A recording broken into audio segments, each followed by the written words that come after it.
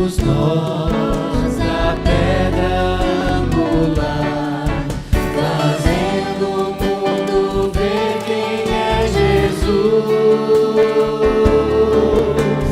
Parede, murais, colunas e palácios, lá nas mansões celestiais.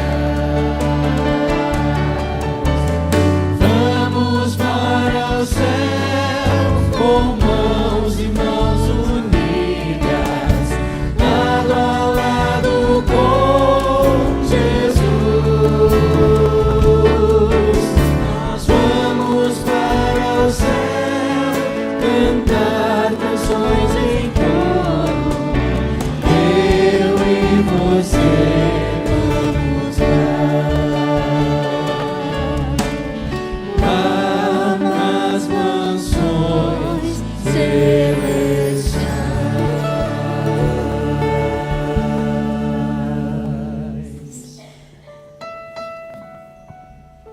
Nós vamos cantar agora o único Deus que é digno de honra, que é digno de glória. E a Ele nós vamos pedir que reine em toda a nossa vida. Reine no nosso ser, reine no nosso viver. Vamos juntos cantar Reina.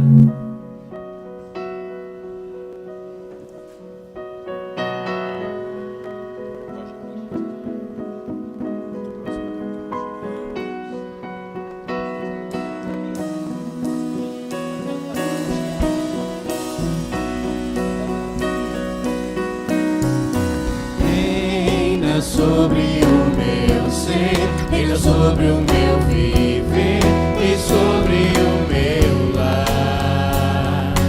És o autor da criação, o motivo da canção e estou a cantar.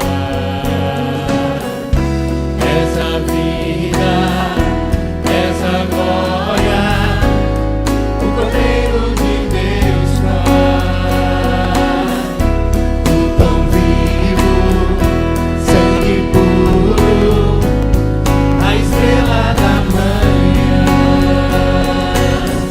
És digno de glória e de louvor, Cordeiro bendito do Senhor. És digno de glória e de louvor, Cordeiro bendito do Senhor.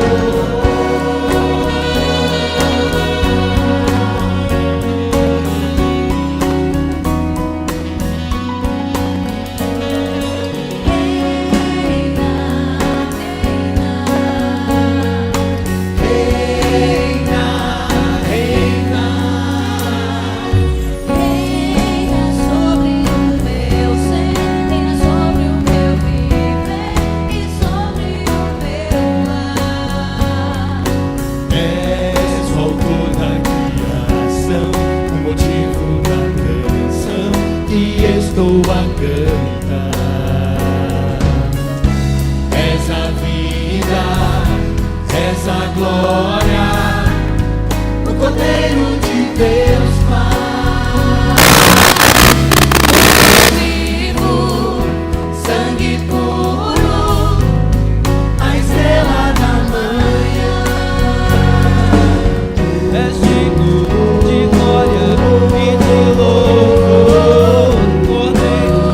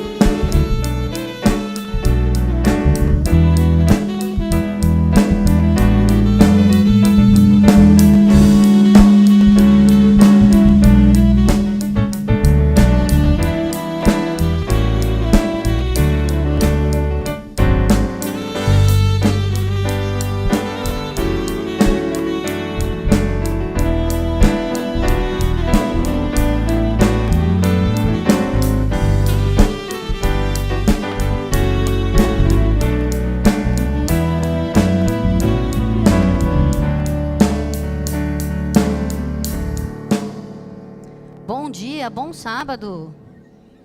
Ih, estão dormindo ainda? Olha, hoje eu vou contar uma história de um pai que tinha 2 filhos. Um era bem obediente e o outro era mais ou menos. Claro que não tem nada a ver com vocês isso. Mas para contar a história, eu vou precisar da ajuda de vocês. Eu vou fazer alguns sinais, 2 sinais durante a história, que eu preciso que vocês falem 2 frases quando eu sinalizar. Quando eu fizer assim, vocês vão falar boa escolha. Vamos treinar? Ah, mais alto. Vocês podem ajudar também.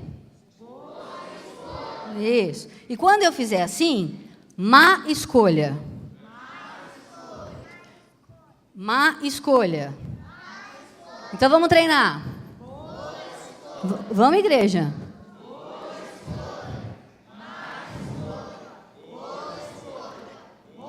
Ah, muito bem. Então, como eu disse, tinham 2 filhos. Vocês sabem o que é? A história acontece numa vinha. Vocês sabem o que é uma vinha? Isso, muito bem, Bia. A plantação de uva. O pai chegou pela manhã e disse assim para o filho mais velho: olha, hoje você vai trabalhar lá na vinha. O filho mais velho disse assim: sim, senhor, eu vou. Mas quando ele saiu dali, sabe o que aconteceu? Ele não foi para a vinha. A mesma coisa aconteceu com o filho mais novo. O pai chegou e disse assim: olha, hoje você vai trabalhar lá na vinha. Aí o filho mais novo, sabe o que ele falou? Eu não vou trabalhar na vinha. Mas sabe o que aconteceu? Foi passando o dia, ele ficou arrependido e resolveu seguir o pedido do pai. E foi trabalhar na vinha. Quem que vocês acham que agradou mais ao pai? O filho mais velho ou o filho mais novo? Exatamente. Mas vocês sabem o que quer dizer essas 2 historinhas para a gente? Porque, na verdade, isso é uma parábola que está lá no Novo Testamento. Ela diz o seguinte: às vezes as pessoas estão na igreja, dizem que gostam de Jesus, mas não fazem o que Jesus pede.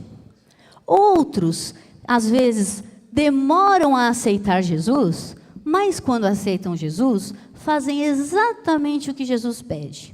Então, que vocês possam crescer fazendo boas escolhas e sempre ao lado de Jesus. Tá bom? Vamos orar agora? Obrigado, querido Deus, por esse dia e por esse sábado. Que essas crianças possam crescer ao seu lado, que elas continuem fazendo boas escolhas. Obrigada por tudo, em nome de Jesus. Amém.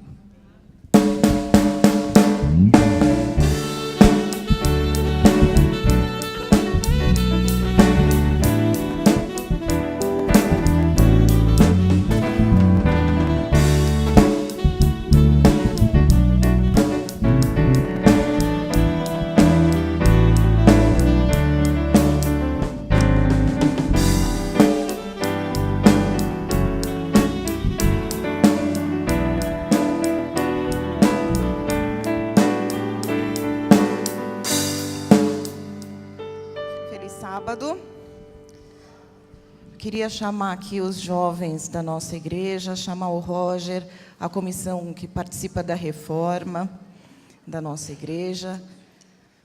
E vocês vão entender a razão de nós estarmos aqui. Cadê o Rodrigo? É que ela não está frequentando, né?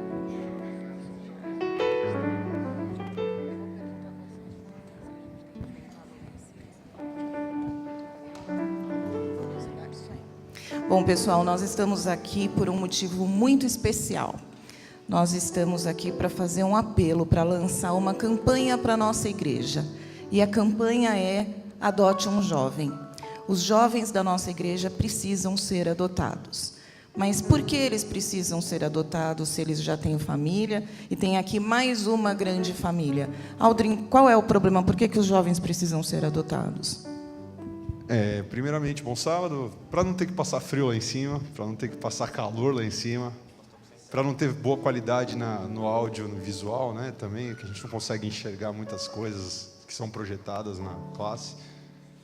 São deficiências que, de pouquinho em pouquinho, acabam somando e acabam virando um problemão.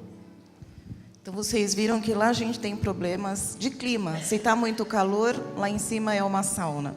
Se está muito frio, lá em cima é muito frio. Nós estamos temporariamente no pátio já há alguns meses. Com isso, todos os sábados, a equipe de som precisa montar e desmontar todos os equipamentos no pátio, porque nós precisamos deixar o pátio liberado para as demais atividades da igreja. Com isso, a gente acaba tendo que fazer situações temporárias para conseguir enxergar o telão provisório que foi colocado lá. Então, a gente acredita sinceramente que nós precisamos ter uma adoração efetiva, que nós precisamos ter momentos de concentração, momentos espirituais na escola sabatina, e para isso nós precisamos acabar, na verdade, começar praticamente a reforma da nossa classe. Roger, o que a gente tem feito, o que a igreja precisa para que a gente possa avançar? Vocês têm percebido que a nossa reforma está andando de maneira bem lenta. Como vocês sabem, nós temos um compromisso mensal para quitar o empréstimo que nós fizemos para que a igreja terminasse essa primeira fase. E isso tem consumido boa parte das entradas que a igreja tem tido e tem ficado pouco recurso para a igreja tocar a obra. Por isso nós precisamos andar um pouquinho mais. Nós vamos aproveitar que no fim do ano, normalmente as bênçãos vêm em maior medida, né? A gente recebe um incentivo lá, um 13º, alguma bonificação, alguma comissão, PLR, todos que recebem. Lembrem-se de separar uma parte também para Deus. É necessário, a igreja tem uma necessidade especial agora, em especial o projeto da reforma quer focar no Ministério Jovem e no piso da área comum da igreja, o Minicentro White ali na frente, o Minicels ou o Minicentro White que nós temos. Esses são os projetos que nós temos e gostaríamos de virar o ano com esses projetos em conclusão, para que ao retomarmos as atividades de 2015, a classe estivesse em ordem e a área comum da igreja estivesse em ordem também. Além dos problemas que foram colocados pelo Alden, pelo Adri, pelo Roger, ali é uma área de passagem, ali tem a cozinha, então às vezes nós estamos na classe jovem, o pessoal precisa usar a cozinha, fica meio sem jeito. Nós estamos usando um saco plástico preto para poder fazer escurecer, para poder passar as letras das músicas. O Éder todo sábado fala: Mário, pelo amor de Deus, o som está alto, a escola sabatina nossa aqui a gente não está conseguindo se ouvir, a gente tem atrapalhado a escola sabatina dos adultos. Enfim, são uma série de problemas que a gente tem como família, se nós nos unirmos aqui para resolvermos. Então, faça parte do movimento MJST, Movimento Jovem Sem Teto, tá bom? E como é que isso vai funcionar? Nós temos os nossos envelopes amarelos, que já são destinados à reforma. Você pode estipular o valor de acordo com a sua realidade, de acordo com a sua vontade, para adotar um jovem. Se você puder adotar com R$500, você vai fazer dessa forma. Se você puder adotar com mais, você vai fazer com mais. Programe-se. Você pode fazer isso a cada mês, estipular uma meta, cumprir essa meta, mas tenha em mente que nosso Deus é um Deus de detalhes, e a gente vê isso pela natureza. E eu acho que a nossa igreja, a casa de Deus, não pode ficar do jeito que está. Nós precisamos ter uma adoração de qualidade. Eu quero convidar os diáconos para que se posicionem aqui. E quero pedir a todos vocês que então reflitam sobre esse plano, coloquem nas mãos de Deus essas campanhas que a igreja tem feito e que a gente possa realmente abraçá-la e em breve ter aqui a casa de Deus como nosso Deus merece. Nosso desejo, mais do que a gente possa entregar os nossos bens, é que cada um de nós que aqui estamos e vocês que aí estão, possamos entregar a nossa vida a Deus. Nós estamos falando de confiança. Hoje, nas boas-vindas, o Edmir falou isso, do quanto a gente precisa confiar em Deus. Vamos entregar a nossa vida nas mãos de Deus, o que somos e o que temos. E, com certeza, o reflexo disso vai ser a nossa gratidão, vai ser a nossa consagração. E é por isso que nós vamos orar agora, assim como estamos. Querido e bom Deus, nós estamos aqui para entregar mais uma vez a Igreja do Belém nas Tuas mãos. Que o Senhor possa, através de nós, fazer o seu trabalho, fazer o melhor, aqui neste templo e também na comunidade. Que nós possamos, Senhor, ser gratos a Ti, São incontáveis as bênçãos que cada um de nós recebe a cada dia. Se formos somar as pessoas que aqui estão, então, seriam infinitas. Que nós possamos ter isso em mente, Senhor, e ser gratos a Ti em cada ato nosso, especialmente, Senhor, com relação à fidelidade dos nossos dízimos e das nossas ofertas. Que tudo que for depositado nesta salva, Senhor, seja exclusivamente para a Sua honra e glória, para o cumprimento dos Teus propósitos. Seja conosco durante o restante de todo este culto, em nome de Jesus. Amém.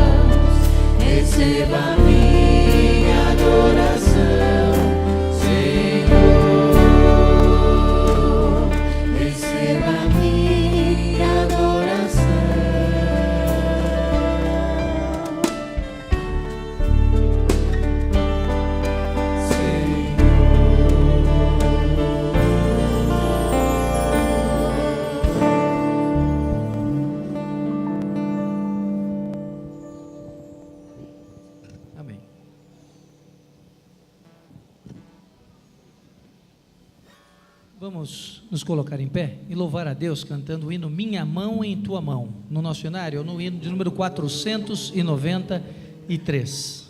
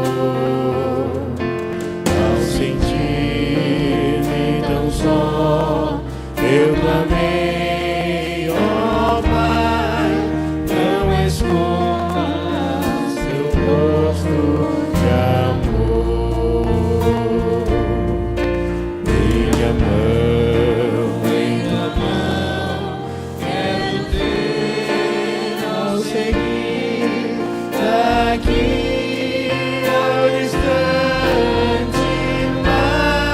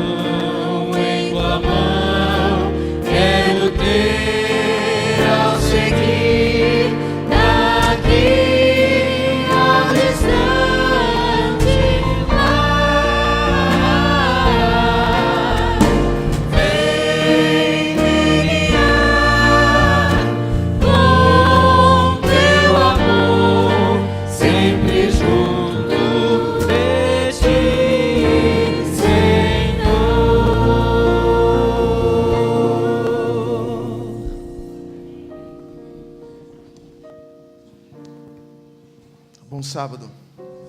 Durante essa semana,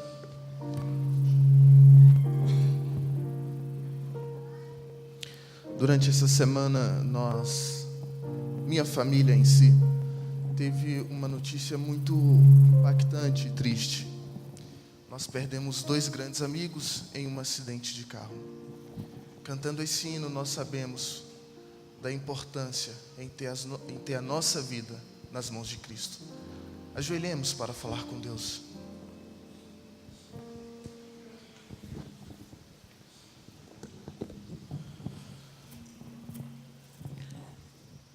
Querido e eterno Deus, muito obrigado porque o Senhor é bom para conosco. Obrigado porque nós podemos confiar nossas vidas em Tuas mãos. Em mais um sábado, ó Deus, pedimos que o Teu Santo Espírito esteja atuando de maneira direta nessa congregação, para que verdadeiramente possamos atuar abreviando a Tua volta, para que verdadeiramente possamos sentir a Tua poderosa mão em nossas vidas. Esteja com esse culto de adoração e de louvor.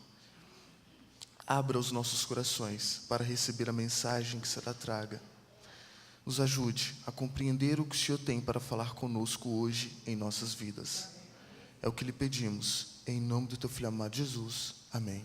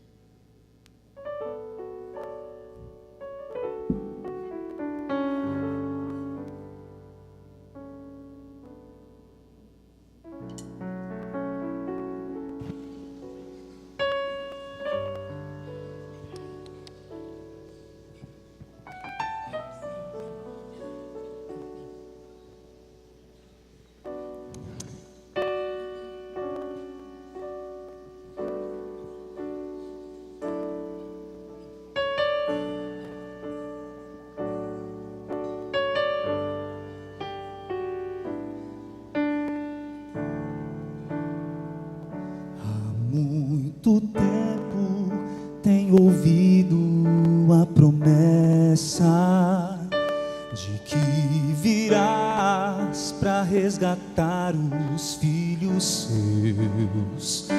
Nem sempre é fácil, mesmo assim eu tenho crido que o mundo vai passar eterno, só é Deus. Eu posso ver ao meu redor que o mal insiste em tomar meu coração, mas tua mão me faz melhor pra merecer o instante em que direi então: Senhor Jesus, estou aqui. O dia enfim chegou, vamos subir. Eu sempre quis olhar teu rosto como agora. Me leva para para o céu, vamos subir.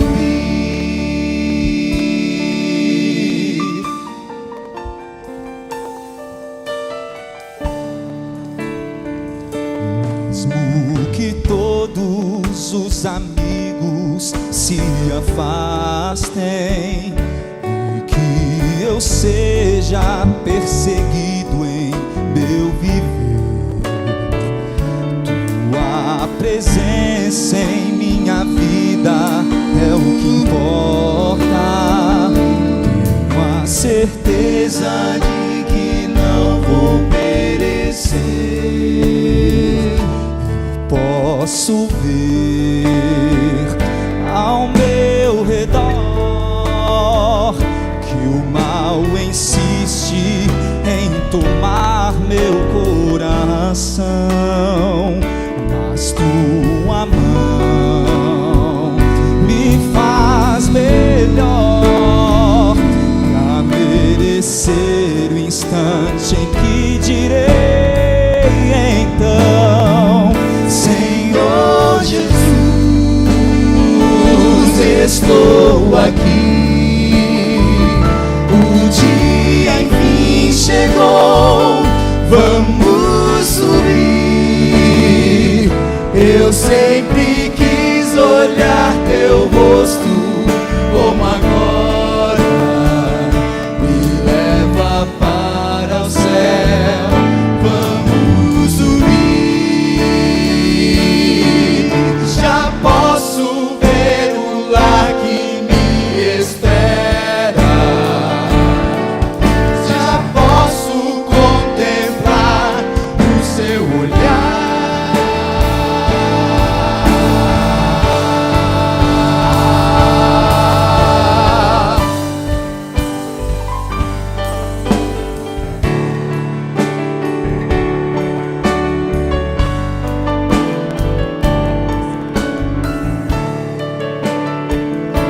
Eu sempre quis olhar teu rosto como agora. Me leva para o céu, vamos subir. Senhor Jesus, estou aqui. O dia enfim chegou, vamos subir. Eu sempre quis olhar teu rosto como agora. Me lva para o céu, vamos subir.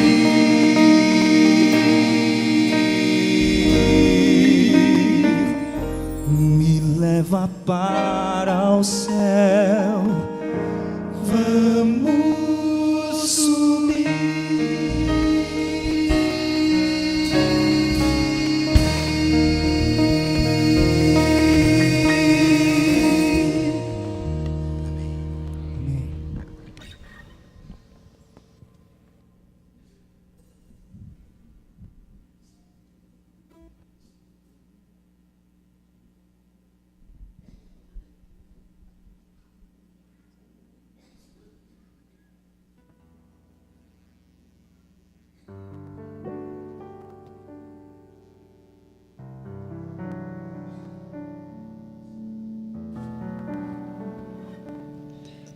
Eu sei que nós temos trabalhado muito nos últimos anos na Igreja do Belém para que cada um que vem aqui saia daqui com uma experiência com Deus. Que esse culto seja um momento em que você sinta a presença de Deus, que você possa ouvir a palavra de Deus, que você possa adorar a Deus de várias formas. Mas a gente tem percebido que uma das maneiras, um dos momentos que a igreja mais gosta e mais tem respondido é o momento de louvar, o momento de cantar, o momento de louvar cantando. E é gostoso de ver a igreja aqui com o coração, cantando com o coração, passando uma alegria ao cantar. Quando nós cantamos juntos, nós estamos juntos adorando a Deus, estamos dando as mãos e caminhando rumo ao céu. Agora nós vamos cantar um hino que não cantamos muito aqui ainda, mas já tem se mostrado um hino que a igreja tem gostado muito. Ele chama Quebrantado. Vamos juntos adorar a Deus cantando esse hino.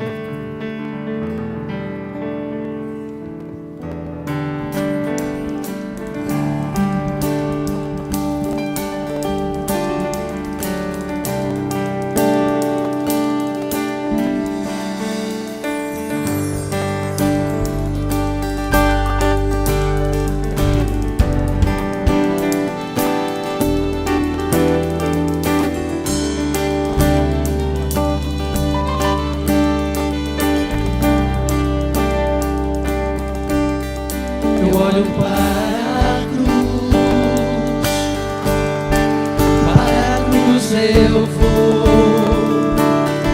do seu sofrer participar, da sua obra proclamar. Deus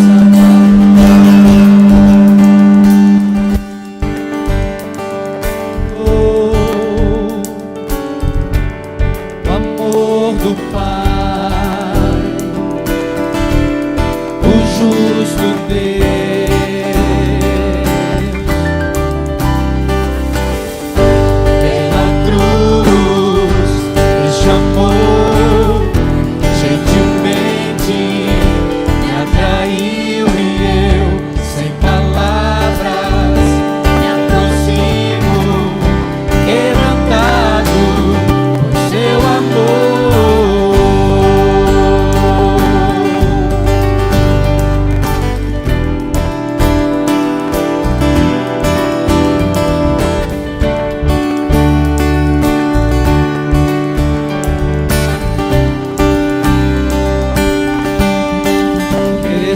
Da vida, de graça recebi, por sua cruz, da morte me livrou, trouxe minha vida. Eu estava condenado, mas agora pela cruz eu fui reconciliado.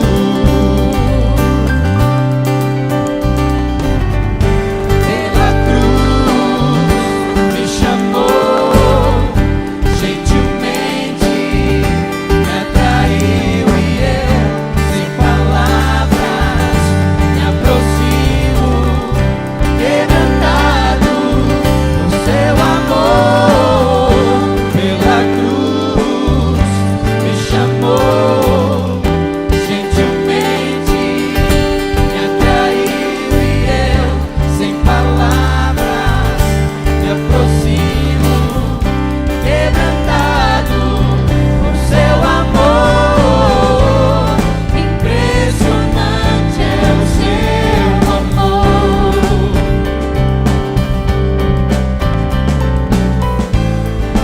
Me redimiu e me mostrou o quanto é fiel. Pela cruz me chamou, gentilmente me atraiu e eu, sem palavras, me aproximo, quebrantado por seu amor. Pela cruz me chamou, gentilmente me atraiu e eu, sem palavras, me aproximo, quebrantado por seu amor.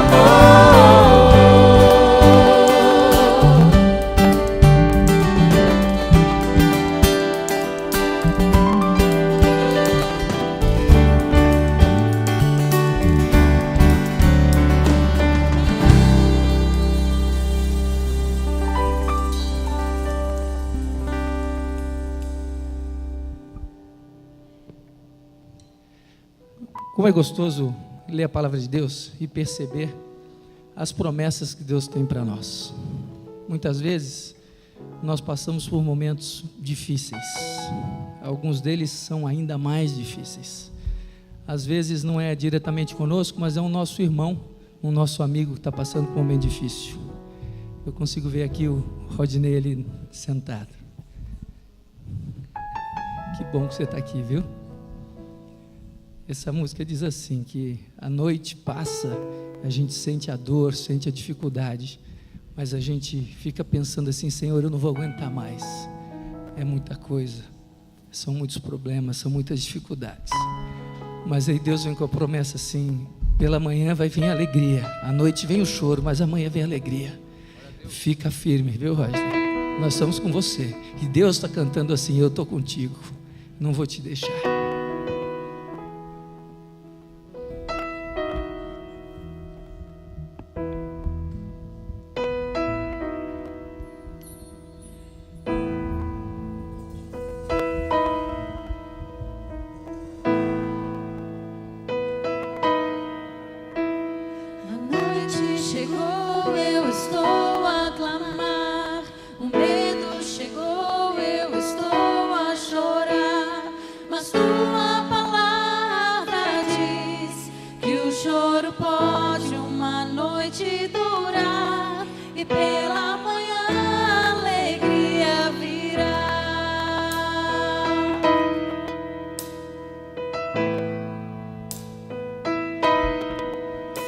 Senhor, a noite é longa e demora a passar, e os meus inimigos virão a zombar de mim.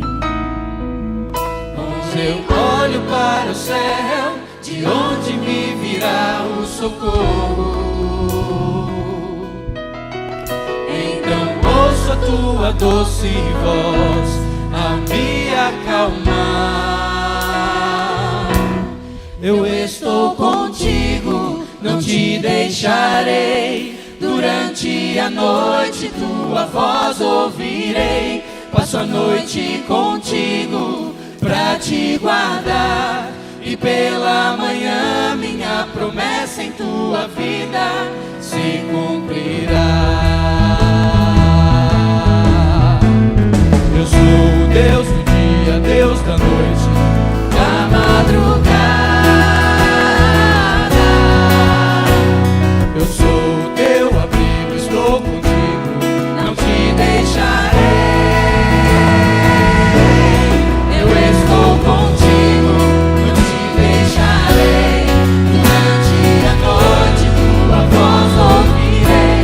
Passo a noite contigo pra te guardar, e pela manhã minha promessa em tua vida.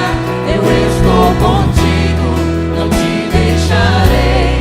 Durante a noite tua voz ouvirei. Passo a noite contigo pra te guardar, e pela manhã minha promessa em tua vida se cumprirá. E pela manhã minha promessa em tua vida se cumprirá.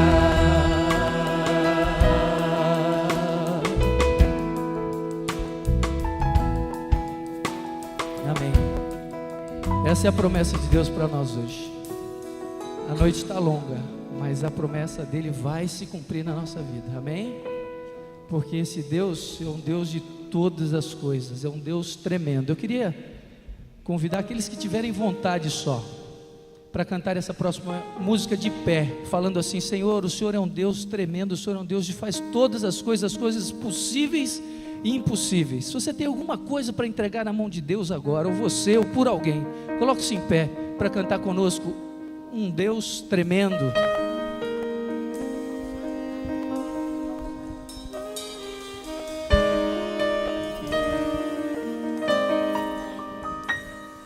Coloque seus olhos na grandeza de Deus. Não gaste tempo em problemas. Firme seu olhar em Deus. Ele é tremendo, impossível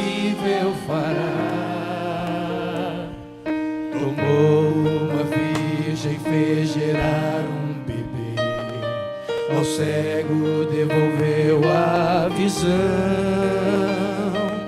E um simples garoto, pastor de ovelhas, fez um gigante vencer. Esse é o nosso Deus, olha lá.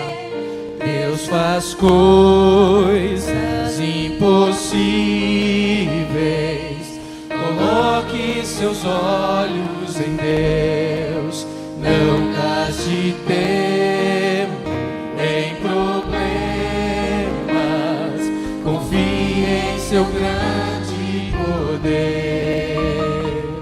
Você pode orar, Ele vai responder. Nada é impossível para Deus.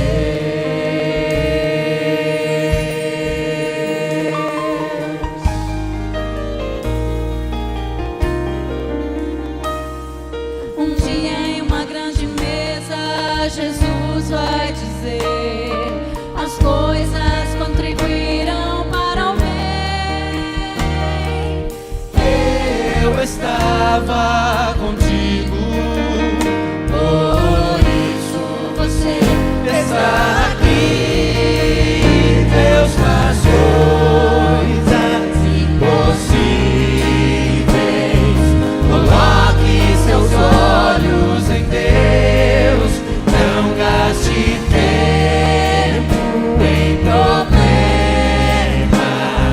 Confie em seu grande poder. Você pode orar, Ele vai responder. Nada é impossível para Deus.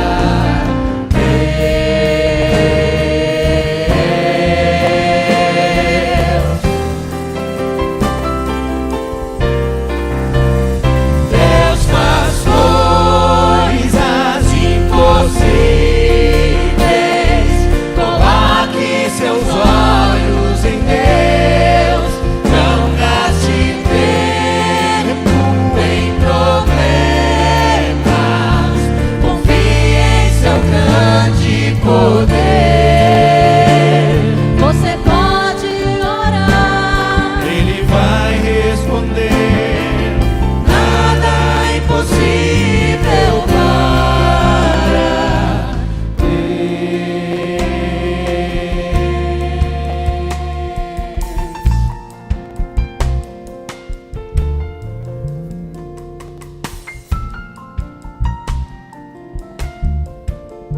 Vamos curvar nossa fronte mais uma vez. Querido Pai, mais uma vez estamos aqui para te louvar e te adorar. Que o teu Santo Espírito seja o convidado de honra. Que ele fale aos nossos corações. E que tudo que for dito aqui seja para a honra e glória do teu santo nome. Amém. Bom dia. Alguns eu tive o privilégio de cumprimentar, outros meu oi por aqui. Mudou a iluminação, agora eu não enxergo ninguém. Isso tem lá suas vantagens, né? Eu, há umas 3 semanas, é isso? Joaquim's Family. Há umas 5 semanas atrás, eu estava com o pastor Fabiano, o Mário estava junto, Adriano e outras pessoas, e a gente ficou sabendo que o Mauro estava um pouquinho mal, né? Estava com uma pedra no rim. E aí o pastor pediu para eu ficar de substituto do Mauro, né? Se o Mauro não conseguisse estar aqui, que eu ficasse pronto para estar presente. Aí eu avisei o Mário que ele pelo menos me avisasse até às 6 da manhã de sábado. Fora isso, que ficava mais difícil. E aí na semana seguinte o pastor me ligou e me fez o convite para estar aqui. Vocês não têm ideia, eu tenho a impressão que foi a semana mais difícil que eu tive nas últimas décadas. O nervosismo, apesar de já ter falado várias vezes aqui em outras igrejas, mas estar de volta aqui depois de tanto tempo é um privilégio, uma honra que somente Deus é que deve ser louvado por estar aqui. Nós vivemos numa sociedade muito interessante. E eu gosto de pensar, e quem me conhece sabe que eu gosto de ficar exercitando a mente com isso. Nós vivemos numa sociedade em que ela é essencialmente individualista. Para aquelas pessoas que são mais afoitas, não, mais sensíveis, ou melhor, pessoas que gostam de trabalhar com evangelismo, a gente costuma usar essa expressão que nós nos tornamos uma sociedade de hotel, aonde você conhece as pessoas, você sabe quem são as pessoas, eventualmente até o nome das pessoas, mas nós deixamos de conviver com as pessoas. Você tem o seu círculo de amizade, você convive naquele círculo de amizade e raramente a gente sabe o que está acontecendo com a pessoa que está ao nosso lado. E quando a gente traz isso para dentro da igreja, isso significa que aquela pessoa que está sentada nesse momento ao seu lado, que não faz parte do seu convívio, normalmente ou eventualmente a gente pouco sabe como está a situação dessa pessoa. A gente não sabe se a pessoa está sofrendo, a gente não sabe se essa pessoa tem dor, não sabe se ela tem problemas, não sabe se ela está enfrentando uma dificuldade pessoal, espiritual, emocional, financeira. A gente raramente sabe como é que as coisas estão. Isso porque exatamente por reflexo da sociedade que nós vivemos. Alguns anos atrás, um grande inventor, ou um grande empresário, inventou esse aparelhinho aqui, que eu tenho e quase a maioria de nós tem. E o grande paradigma é que ele ultrapassou as fronteiras da comunicação de longa distância e criou barreiras incríveis na curta distância. Nós paramos de nos relacionar. E isso é um sentimento terrível, porque se nós paramos de nos relacionar, nós paramos também de entender e de aceitar ou de oferecer aquilo que as pessoas precisam que estão ao nosso lado. Eu conheço a maioria de vocês, ou boa parte de vocês, há alguns anos. Alguns eu convivi aqui por mais de 15 anos. Outros por 17, 18, né, Roger? Mais ou menos, né? Antes de 17, não, que eu não era vivo, só se você era. Eu não, nasci em 82. Mas alguns eu conheço há 20, 30 anos. E é muito gostoso ter essa convivência e ver os anos passarem e a gente continuar cada vez mais convivendo com as pessoas. Mas, ao mesmo tempo, é muito triste, porque muitas coisas, muitas das nossas crenças como igreja, elas começam a mudar e se adaptar por influência da sociedade em que a gente vive. Eu nasci num lar cristão, eu nasci num lar adventista. E cresci e passei a infância toda num lar adventista. Quinta série? Quinta ou quarta? Não fala o ano, fala que é série. O Roger veio do Rio de Janeiro, mudou para São Paulo, e o Roger era carioca, quem não sabia disso, tá? Ele nasceu no Rio de Janeiro. O Roger veio fazer a quinta série, caiu na minha classe, porque eu já estava lá, né? E assim nós estudamos até a oitava série, fomos colegas de colégio, colegas de basquete, inimigos íntimos e tudo mais. Não, amigos, né? E brincávamos, brigávamos, e isso vem desde 1980, ele acabou de falar, né? Já são aí 34 anos, Roger. Eu era bebezinho na época. Mas nós, nesses anos todos, e eu não estou falando isso do Roger, mas todos nós começamos a puxar coisas da sociedade para dentro das nossas vidas e para dentro da nossa igreja. E a gente, e mesmo tendo nascido num lar cristão, eu nunca me considerei efetivamente um cristão daqueles genuínos. Eu fazia muita coisa errada. Não que eu não faça. A gente continua fazendo coisa errada, a gente continua em pecado, porque até Jesus voltar não tem jeito. Mas eu percebo que muitas das coisas que nós aprendemos, depois que eu voltei a frequentar a igreja, e foi lá no ano 2000, na igreja especificamente da Vila Formosa, onde teve lá uma série de conferências com o pastor Feiraben, eu me lembro que lá eu comecei a entender um pouco mais o que era religião, o que era ser um adventista do sétimo dia. Mas tinha algumas coisas que me incomodavam. Mas antes da gente entrar nessas coisas, vamos abrir nossa Bíblia em Êxodo capítulo 17, versículos 8 em diante. Êxodo capítulo 17, versículos 8 em diante. Desde que existe o pecado, nesse mundo, as pessoas são individualistas. É uma característica nossa como pecadores, como nascidos em pecado. Nós somos individualistas. E o primeiro grande individualista que a Bíblia relata é lá Caim, que na sua individualidade chegou a matar o seu irmão para poder manter e justificar as suas atitudes. Mas em Êxodo 15, 8 a 16, conta uma batalha. É a batalha de Ameleque contra os israelitas. Ameleque e os israelitas estavam numa batalha muito dura. E Moisés foi o personagem central dessa batalha. Então, na minha Bíblia está escrito assim: então veio Ameleque e pelejou contra Israel em Refidim. Com isso, ordenou Moisés a Josué: escolhe-nos homens e sai e peleja contra Ameleque. Amanhã estarei eu em cima do monte, e a vara de Deus estará na minha mão. E fez Josué como Moisés lhe dissera, e pelejou contra Ameleque. Moisés, porém, Arão e Ur subiram de em cima do monte. E quando Moisés levantava a sua mão, Israel vencia. Quando, porém, ele baixava a mão, Ameleque vencia.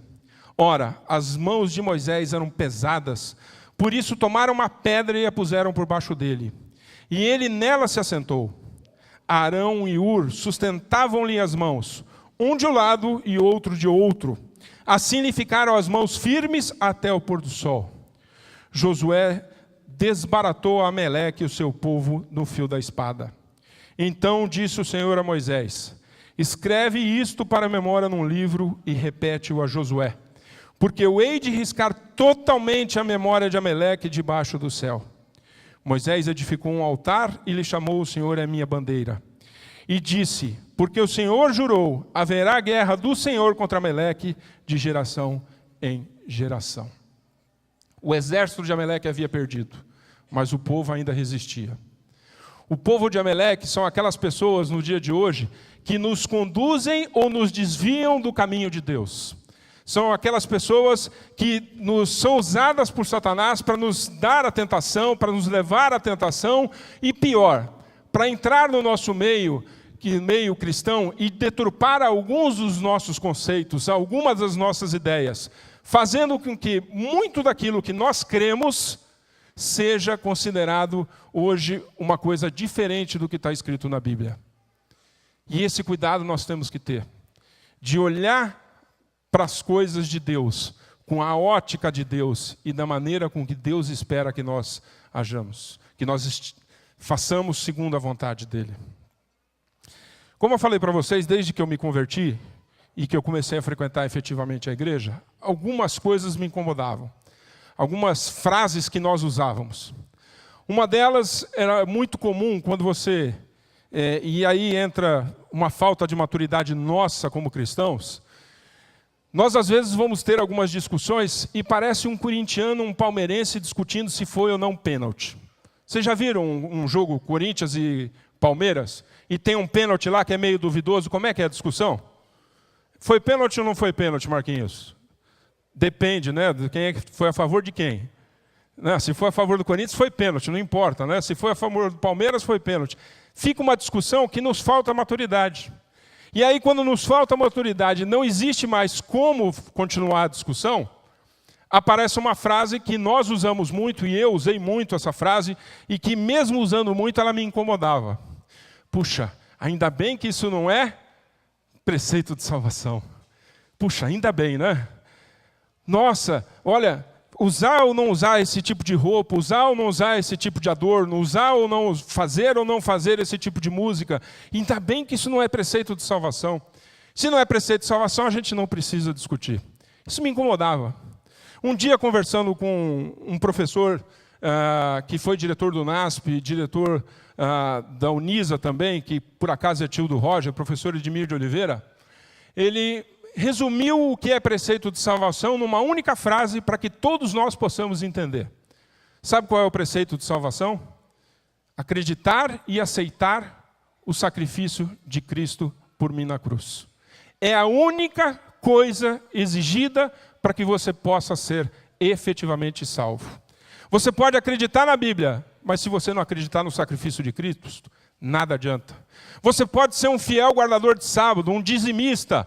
Você pode estar no culto de sábado, de domingo, de quarta-feira, não perder uma semana de oração, deixar a sua televisão ligada no Novo Tempo o dia inteiro. Se você não acreditar no sacrifício de Cristo por mim e por você, nada disso adianta. Então o ponto base da nossa crença tem que ser exatamente esse: aceitar o sacrifício de Cristo. Mas aí vem um ponto final? Não. Ponto na outra linha. A partir do momento que eu aceito Cristo na minha vida, eu tenho que continuar rigorosamente com a minha vida do jeito que ela era. Não é assim? Nada muda. Eu posso continuar trabalhando da mesma forma, eu posso fazer as mesmas coisas e eu posso continuar sendo influenciado pela sociedade da forma que nós somos influenciados hoje. Tá certo isso? A partir do momento que eu aceito o sacrifício de Cristo, minha vida começa a mudar. Porque os usos e costumes da sociedade não são os usos e costumes que nós devemos ter. Se eu pegar na própria Bíblia e pegar a história de Onésimo e a história de Filemão, eu vejo lá que Filemão tratava Onésimo como escravo. E Onésimo era o quê? Era um escravo. Merecia ser tratado como escravo. E Filemão fazia alguma coisa diferente do que a sociedade dele fazia? Fazia ou não fazia? Não precisamos ir longe, vamos pegar aqui 200, 300 anos aqui no Brasil. Como é que eram tratados os negros? Como o quê? Como escravos. E tratar eles diferente de escravos, você estava tratando igual a sociedade tratava ou diferente? Todo mundo os tratavam como escravos. Alguns poucos tinham maturidade para tratar como seres humanos. Não precisamos ir tão longe, 20, 30 anos atrás, as mulheres eram tratadas como um ser inferior. Mulheres, vocês são inferiores? Eu não senti firmeza. As mulheres aqui do Belém mudaram? Vocês são inferiores? Vocês são iguais. Vocês vieram da nossa costela, ou da costela de Adão, exatamente para estar ao lado, não abaixo e não acima. A sociedade nem sempre está certa. Os usos e costumes que nós temos na sociedade nem sempre vigoram sobre o povo cristão. Só que muitas vezes nós deixamos a influência da sociedade entrar dentro do nosso coração, dentro da nossa mente, e começamos a agir da mesma forma que se age lá fora. E aí uma pessoa entra dentro da igreja, começa a conviver conosco, e ele fala a seguinte frase: não tem diferença estar dentro da igreja ou estar fora da igreja, os hábitos e os costumes são iguais. O palavreado é o mesmo, o jeito de agir é o mesmo. Se vocês puxarem na Bíblia, o que denunciou Pedro lá atrás, quando ele negou a Jesus? A tua forma de falar te condena. O jeito de falar condena, o jeito de agir. Nós precisamos voltar a ser sal da terra. Nós precisamos fazer a diferença na vida das pessoas. E a terceira e última frase, que eu vou gastar um pouco mais de tempo, é uma frase muito comum. Não vem pelo amor, vem pela... É assim?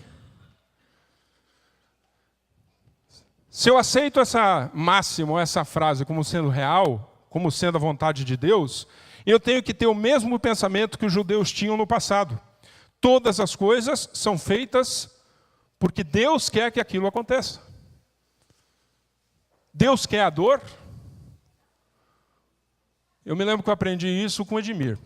Edmir um dia falou: este não é o plano de Deus, ponto. Mas Deus pode pegar um plano que não é dele e transformar numa coisa que pode ser para a honra e glória dele. Há uns 10 anos que eu ouvi isso. Então nós temos que ter isso em mente. Deus não vem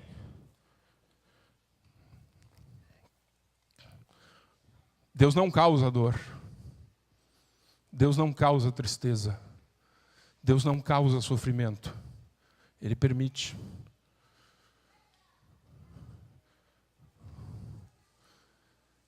Eu tive aqui há 2 anos atrás, a última vez que eu usei esse púlpito.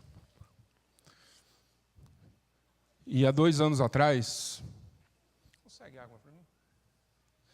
Há 2 anos atrás, quando eu estive aqui, eu dizia uma frase muito forte. Uma frase que ficou famosa, não por mim, mas por causa de um filme. Missão dada era missão. Missão dada era missão. Vocês estão na dúvida? Missão dada era missão cumprida. Eu tinha imaginado e pedido para Deus uma missão. E eu queria cumprir essa missão ao pé da letra. E eu fiz tudo o que era possível para cumprir essa missão. Mas a missão que eu ganhei, ou a missão que Deus me deu, não tinha sido aquela que eu imaginava. Longe disso. Bem longe disso. Quando eu estive aqui em setembro, outubro de 2012, a gente tinha, eu digo a gente porque a família até então estava completa, a gente tinha uma esperança gigante de que Deus colocaria o dedo dele em algum momento ali e faria um grande milagre. Nós vivíamos o momento mais pleno, emocionalmente, profissionalmente, familiar, que nós podíamos imaginar em nossas vidas. Nós tínhamos marcado férias, tiramos essas férias, acho que um mês depois, passamos 15 dias viajando, e quando nós voltamos dessas férias em 2012, ali a gente começou a enxergar, ou melhor, a gente teve certeza do que estava para acontecer. Nós chegamos de volta no Brasil no dia 21 de novembro de 2012. No dia 22 de dezembro, nós fomos ao médico. Eu já estou contando a história do meio para o fim, porque vocês já conhecem o começo. No dia 22, a Andréia deitou na cama e continuou deitada. Ela não se levantava mais. No dia 24, 25, o Projetarte foi cantar, eu não me lembro aonde, em Osasco, alguma coisa assim. Não, isso foi na outra semana. Uma semana antes, eu não me lembro. Mas foi a primeira vez que a Andréia cantando se sentou durante o programa. Obrigado. Ela se sentou e não conseguiu cantar. 2 semanas depois, outra sessão de quimioterapia, e eu fui junto. Porque o nível de energia que estava alto, e quem convivia mais de perto, o Roger, a Cláudia, a Edmira, a Ellen e outras pessoas, viam que ela tinha um nível de energia fantástico. A Vanessa, que está ali atrás, Bianca. E, de repente, a gente chegou de viagem e o nível de energia dela foi lá embaixo. Foi quase a zero. Impressionante como Deus segurou ela para que a gente tivesse essas férias em família e tivéssemos todos juntos. No dia 5 de dezembro, então, o médico fez um sinal e pediu para falar comigo em particular. E ele me chamou e me contou. Deu o diagnóstico final dele. Falou, olha, nós tentamos, fizemos tudo o que estava ao nosso alcance, mas o corpo dela não reagiu. Você tem aí uns 30, talvez 60 dias. Ajeita as tuas coisas. Eu não sei bem como eu saí de lá. Eu sei que foi de táxi. Fui parar num hotel no Jardins, onde minha irmã estava. Depois peguei um outro táxi, fui parar na associação. E cheguei em casa perto das 6:30 da tarde. 6:30, 7 horas. O Roger me ligou, passou lá em seguida, me tirou de lá, a gente se encontrou no meio do caminho. E depois o pastor Fabiano foi encontrar a gente. E eu fiquei lá até 11:30 da noite, desabando. Desabando o que eu não podia ter desabado nos 8 meses anteriores. E desabando o que eu não poderia desabar nas próximas semanas. No dia seguinte, eu sequestrei a Andréia e levamos para uma clínica natural, clínica Jarinu, Retiro Natural. O Vladimir, eu acho que já esteve internado lá, hospedado. E lá a Andréia chegou, conheceu a clínica e ela, quem se lembra, ela não conseguia mais andar. Ela ia até o escritório, o Serginho ainda trabalhávamos juntos. Ela ia até o escritório, ela entrava no escritório e logo sentava. Ela não conseguia sair do escritório para ir no carro, sem parar no meio do caminho. E quando ela chegou na clínica, no sábado, nós fomos no batismo do pai da Patrícia, e a Andréia não levantou para cantar, nenhuma música. Ela não conseguiu cantar nenhuma música. A coisa estava indo muito rápido, e aquilo estava assustando. E alguns chegavam, punham a mão no meu ombro, apertavam, falavam, força, fé, vamos embora, vai dar certo.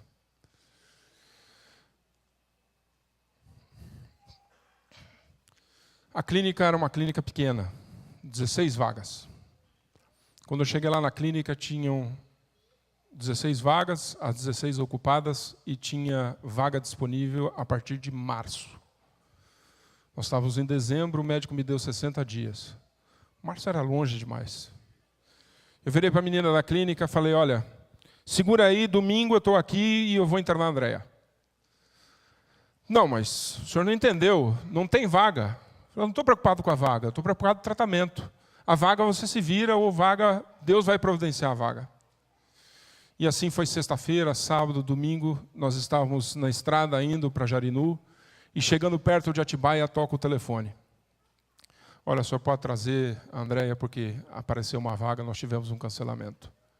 E ela ficou 23 dias lá fazendo tratamento natural.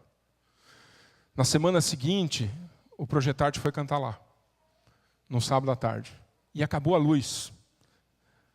E aí tiveram que cantar na capela. Alguns amigos estavam lá, ou pessoas que já tinham cantado no Projetarte. Eu não vou me lembrar o nome de quem estava lá, me perdoe. Não é... A memória falha, às vezes, em algumas coisas. Mas a visão que as pessoas tinham, o próprio conjunto tinha da Andréia, naquele momento, uma semana depois, era completamente diferente. Ela já fazia caminhada de 2 quilômetros. Ela não conseguia andar 10 metros.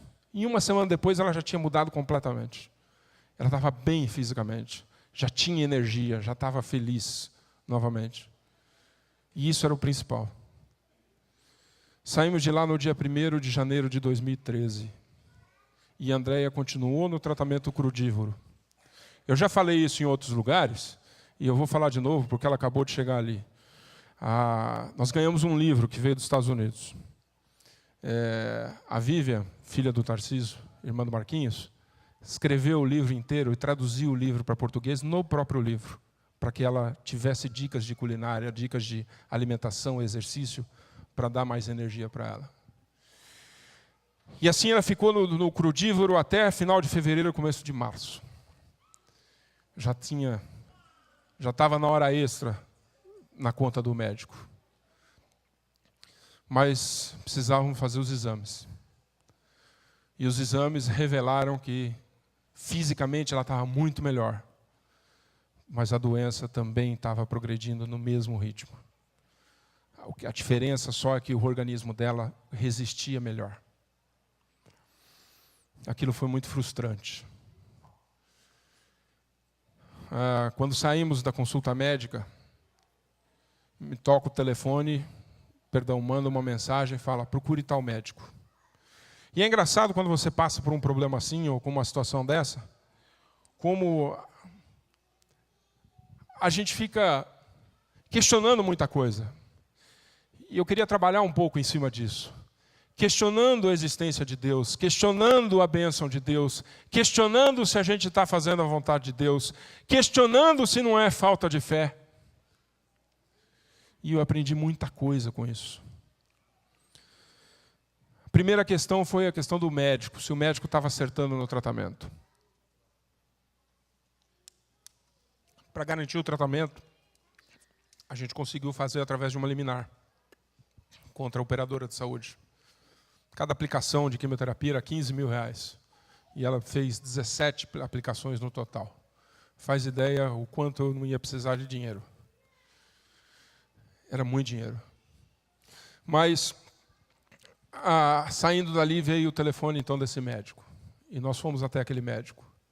Depois, eu não sabia, alguns amigos sabem, Mas eu não sabia até aquele momento que aquele médico era um oncologista. Dr. Drauzio Varela. Estivemos em consulta com o Drauzio Varela. O Drauzio, ficamos quase 1 hora no consultório dele. E ele, do jeito que você vê na televisão, é ele pessoalmente. Ele não tem nem mais nem menos, é rigorosamente igual. Ele olhou primeiro os exames. E ele olhou os exames e falava assim: menina, onde se arrumou isso tudo? E aí ele foi ver a Andréia.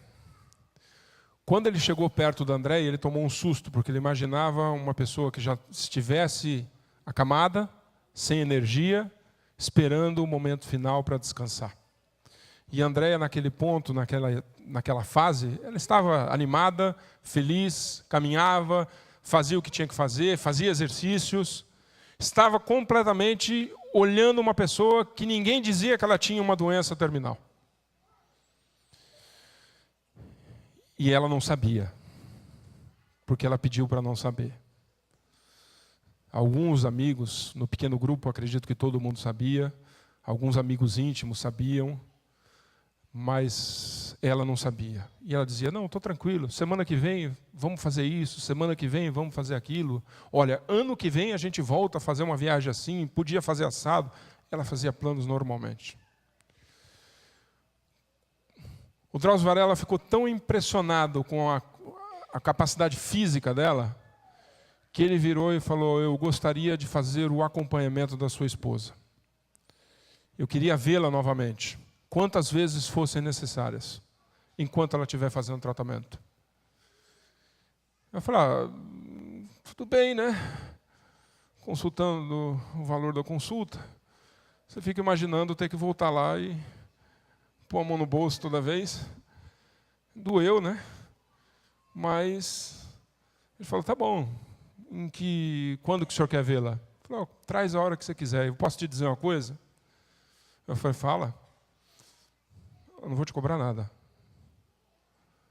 Eu quero só vê-la de novo. E aquilo me impressionou demais, porque um médico não cristão, assumidamente ateu, querendo ver de novo a Andréia para poder entender por que os exames dela diriam que ela estaria numa cama prestes a descansar e a condição física dela era totalmente forte, com exceção da doença.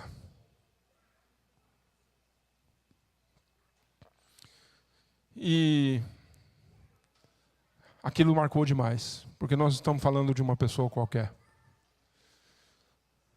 Passado 2 meses, foi aniversário dela. 43 anos de idade. Nós nos reunimos numa pizzaria, e ali todos os amigos mais próximos e que podiam estar lá, era um feriado, dia 1º de maio, estavam ali. E ali a Andréia ganhou, sem saber, o maior presente da vida dela. Foi o último dia que ela teve com o aspecto físico absolutamente normal. No dia seguinte ela teve icterícia, que perdurou por 7 semanas e meia. A Andréia extrapolou todos os prognósticos de todos os médicos em todos os lugares. Quando ela foi internada, o médico achava que ela tinha 10, 15 dias. Ela ficou 23 dias. Quando o médico deu o diagnóstico em 5 de dezembro, ele falou que ela teria no máximo 60 dias. Ela teve 6 meses e pouco, 6 meses e meio. Quando a médica da dor, a doutora Paula, começou a tratar dela, disse que ela no máximo teria o final de semana e ela ficou mais 7 dias. E quando ela foi sedada, todo mundo no hospital achava que ela tinha algumas horas, 4, 5, 7 horas. E ela viveu mais 14 horas.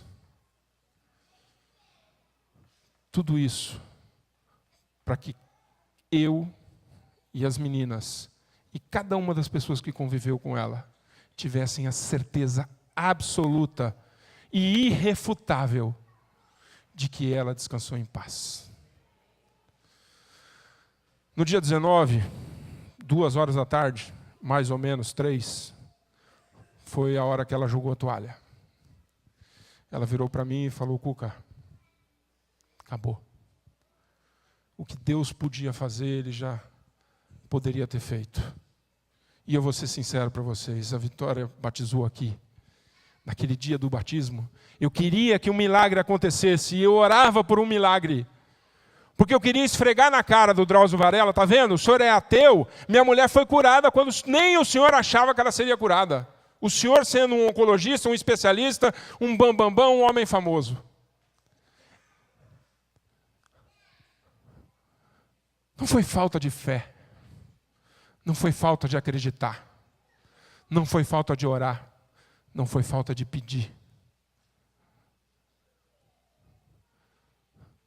Nós temos que aceitar que muitas vezes Deus responde não.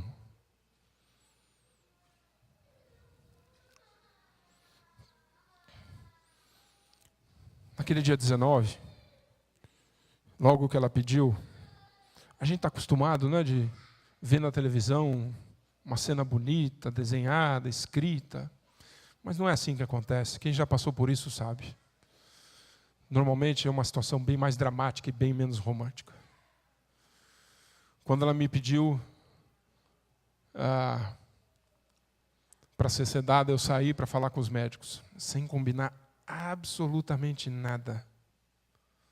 Eu saí, comecei a conversar com o médico, o pastor Fabiano entrou.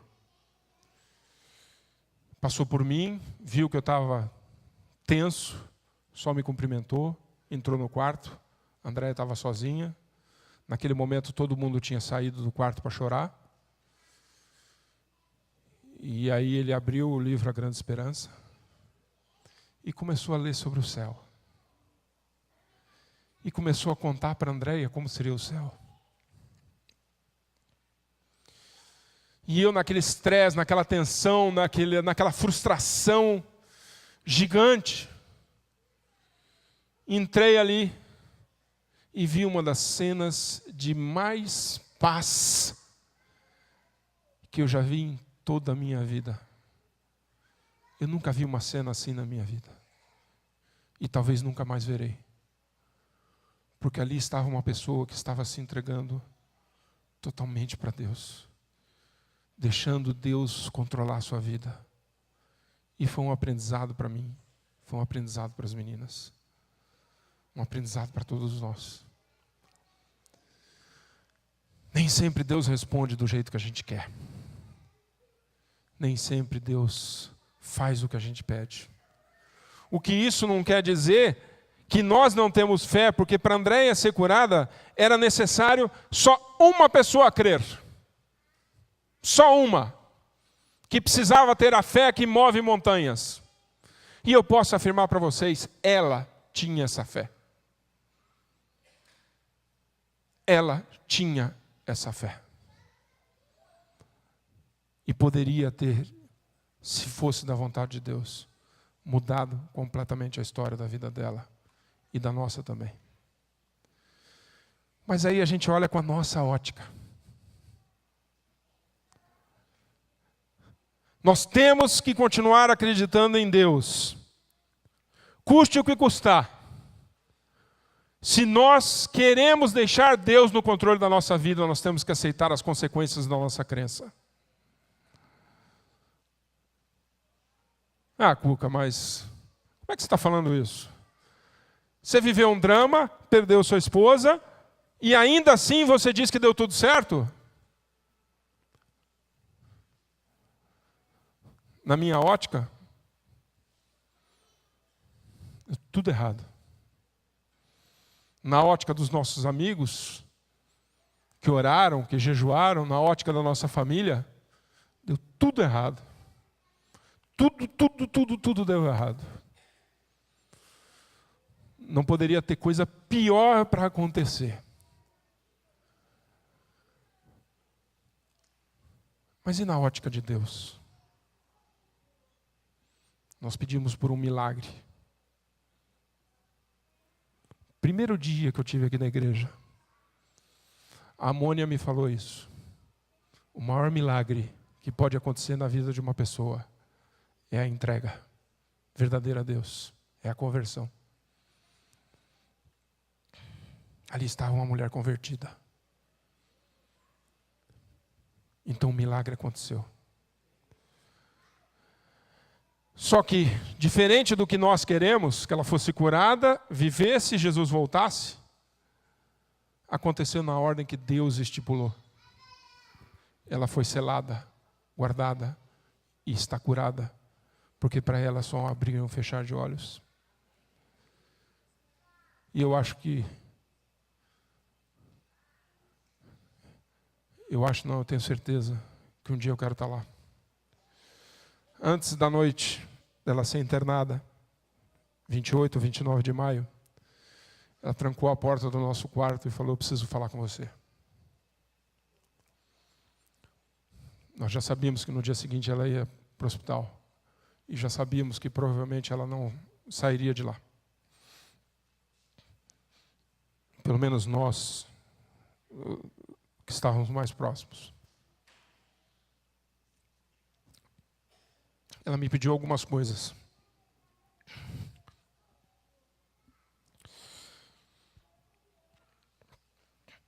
E uma delas, que eu considero a principal, é que quando ela abrisse os olhos, ela queria ver essas duas meninas próximas dela. E eu prometi isso para ela.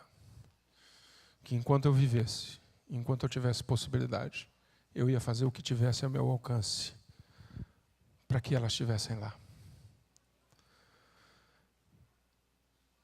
E passado quase 1 ano e meio, que adianta ter dinheiro? Que adianta ter um bom apartamento? Que adianta dirigir um bom carro? Que adianta ter um bom estilo de vida? Se você perde o foco e para de olhar para Deus e olha para as coisas desse mundo. Desde então eu tenho tomado algumas decisões. E uma delas é que eu faria o que tivesse ao meu alcance para que elas estivessem lá. Faria o que tivesse ao meu alcance. Se necessário fosse abrir mão do meu trabalho, eu abriria. Se necessário fosse torrar todo o meu patrimônio, eu torraria. Se fosse necessário sair de São Paulo, mudar para outra cidade, mudar para outro estado, mudar para outro país, para que elas tivessem uma experiência real com Deus e tivessem, não a garantia, porque parte vai ser da decisão delas, mas que elas pudessem ser ensinadas no caminho que Deus quer que elas sejam ensinadas, eu faria. E estou fazendo.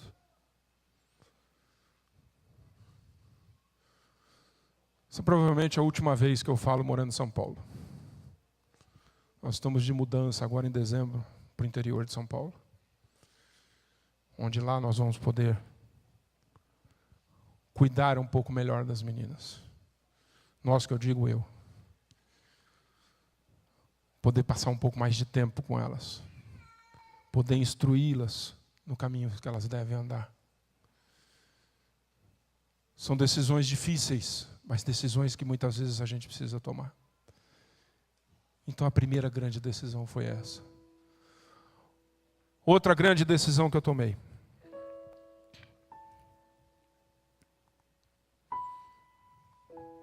Eu não sei quantas vezes eu vou usar um microfone. Eu não sei quantas oportunidades eu vou ter de falar numa igreja, de falar com os amigos. Mas eu queria me colocar como um espinho no seu sapato. Eu não vou ter medo de falar a verdade para você. Eu não vou ter medo de cutucar a sua barriga se você estiver se desviando ou estiver desviando o seu olhar do céu para outro lugar. Eu vou pisar no seu pé, se você tiver um calo, eu piso.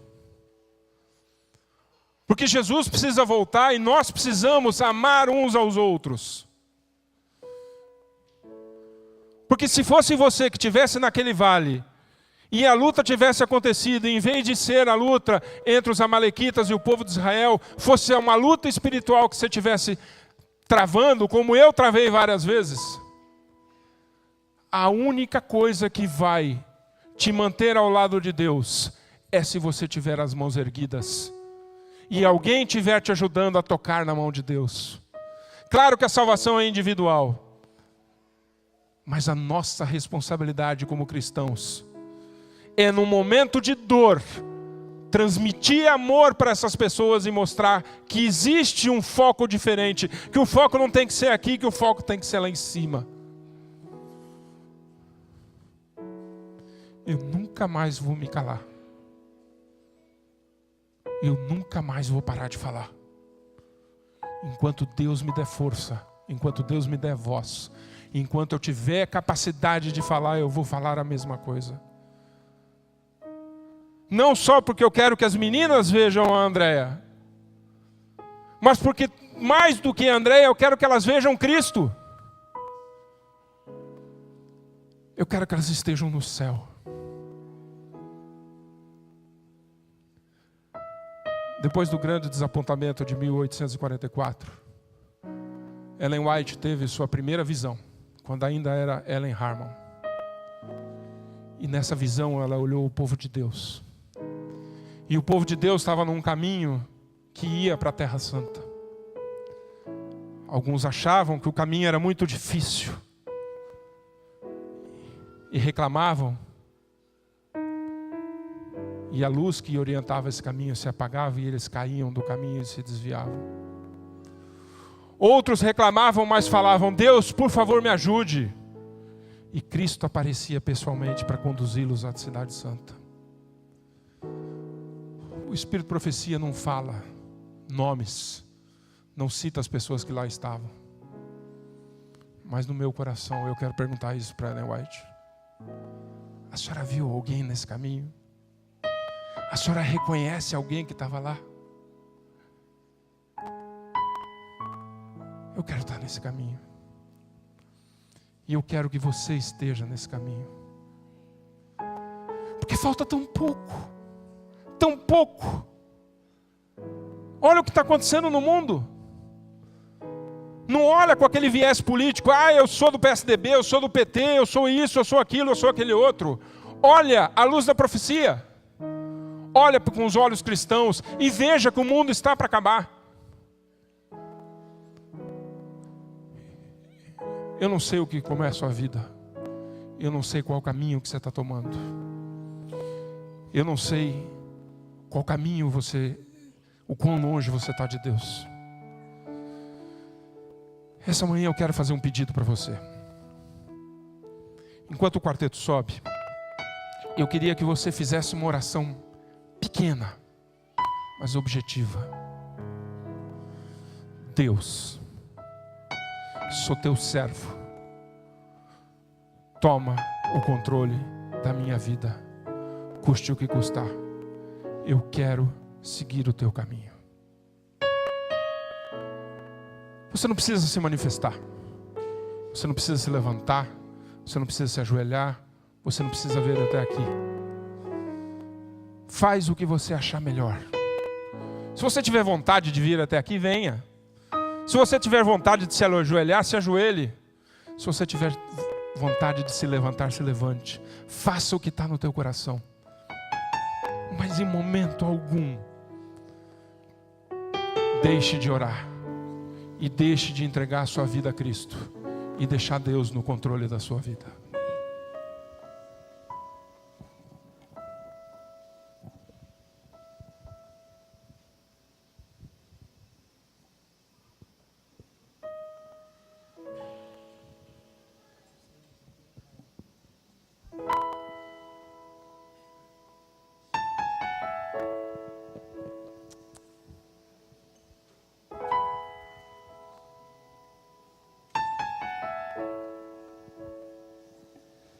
Mais uma vez escureceu e o sol se pôs no coração. Eu já não pude suportar, senti saudade do meu lar. Orei a a Deus em aflição, a Ele abri meu coração. Foi quando alguém tocou em mim e ouvi Jesus dizer assim: é só um pouco mais, um pouquinho mais, logo irei aí te buscar. Amor real, há um rio de paz, há um céu que Deus chamou de lá.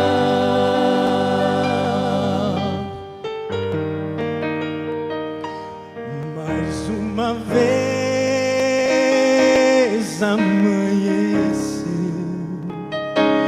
e o sol da fé em mim nasceu. E quando eu penso em desistir, Jesus me chama e diz assim: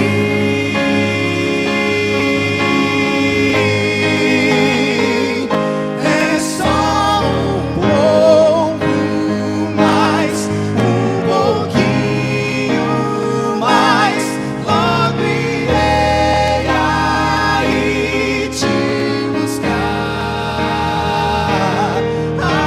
Amor real, há um rio de paz, há um céu que Deus chamou de lá. É só um pouco mais, um pouquinho mais, logo irei aí te buscar.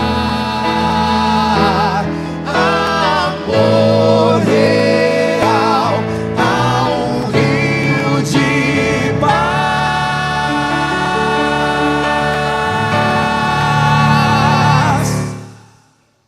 há um céu que Deus chamou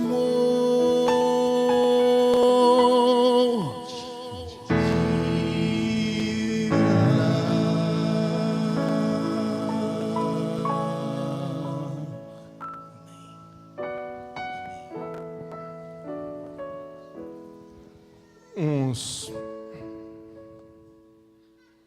Uns meses antes desse terremoto chegar na minha casa,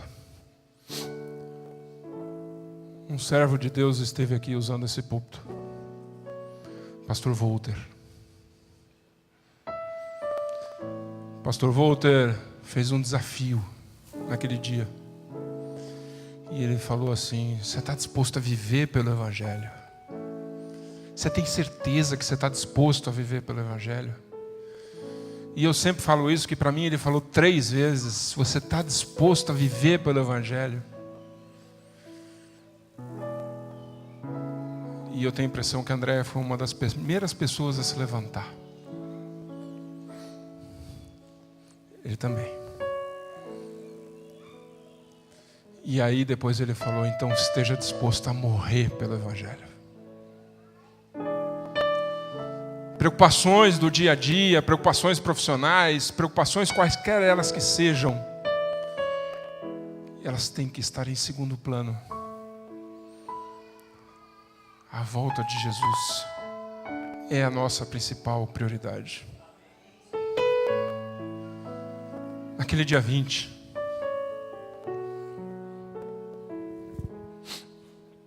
eu estava sentado ali. André estava aqui. E eu realmente não sei se foi o pastor Fabiano ou o pastor Josué que falou isso. E ele virou: filho, teu amanhã, não se preocupe com ele. Eu já estou lá cuidando dele. eu já estou lá, preparando esse dia especial para você. E o desafio dessa manhã é exatamente esse: deixar Deus no controle da sua vida. Falta só um pouco. É só um pouquinho. 1 ano, 10 anos, 50, não faz diferença. Se nós descansarmos, um abrir e fechar de olhos. Se nós não descansarmos e sobrevivermos por mais de 50 anos, vão ser 50 anos de saudades das pessoas que já se foram e dos que ainda vão descansar em nome de Cristo. Eu quero estar lá. E eu quero que você esteja lá. Vamos orar. Querido Deus, no vale da sombra da morte, tantas pessoas sofrem por tantos motivos, seja pela perda de alguém, seja por problemas de trabalho, seja por dramas de saúde. Pai, esteja com cada um de nós, acalma o nosso coração e nos ensina a viver totalmente dependente de Ti. Nós vamos prosseguir com os nossos planos, porque entendemos que são os Teus planos. E se forem os Teus planos, ó Pai, abre as portas. E se não for, ó Deus, tranque-as de forma que não possamos ultrapassá-las. Por favor, ó Pai, esteja com cada decisão aqui, com cada pessoa dessa igreja, com cada pessoa que está assistindo pela internet. Que cada uma delas, ó Pai, possa receber a Tua bênção e saber que mesmo no momento de dor, nós estamos aqui para oferecer o Teu amor. Por favor, ó Deus, é o que eu te peço, em nome de Jesus. Amém, Senhor.